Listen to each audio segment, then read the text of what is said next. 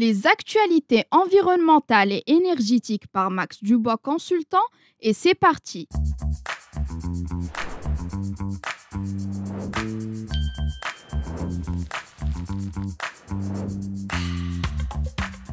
On commence avec la première actualité.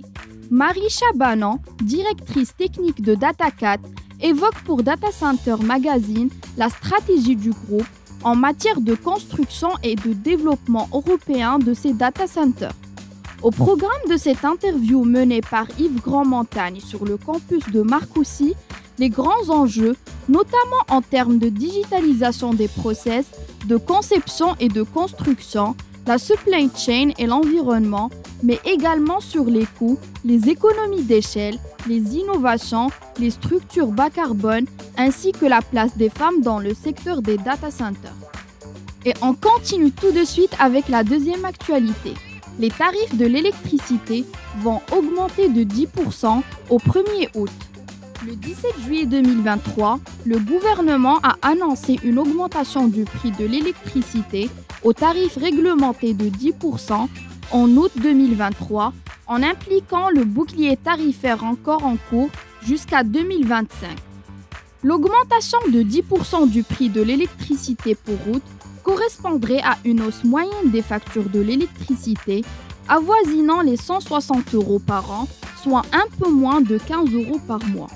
Sans ce bouclier tarifaire, le prix de l'électricité aurait augmenté théoriquement de 74,5% d'après la Commission de régulation de l'énergie. Passons à la troisième actualité. CNR a signé au mois de juin un contrat d'approvisionnement en électricité renouvelable sur 25 ans avec Engie Solutions.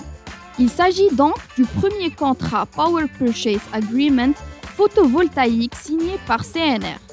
Ce contrat permettra la construction de 2 nouveaux parcs photovoltaïques totalisant 22 MW/c.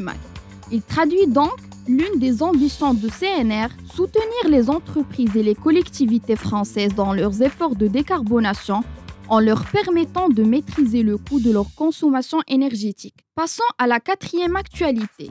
France Data Center a dirigé avec succès le groupe de travail Data Center et Cloud qui a joué un rôle clé dans l'élaboration de la proposition de feuille de route de décarbonation de la filière numérique conformément à l'article 301 de la loi Climat et Résilience.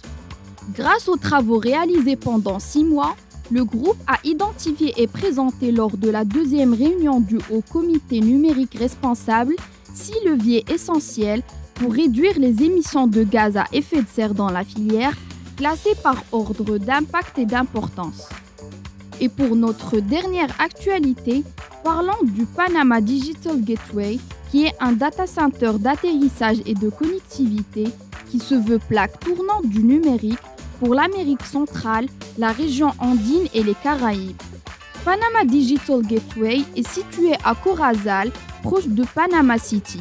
Il offre 5500 m² d'espace pour environ 650 racks et 3,5 MW de puissance évolutive.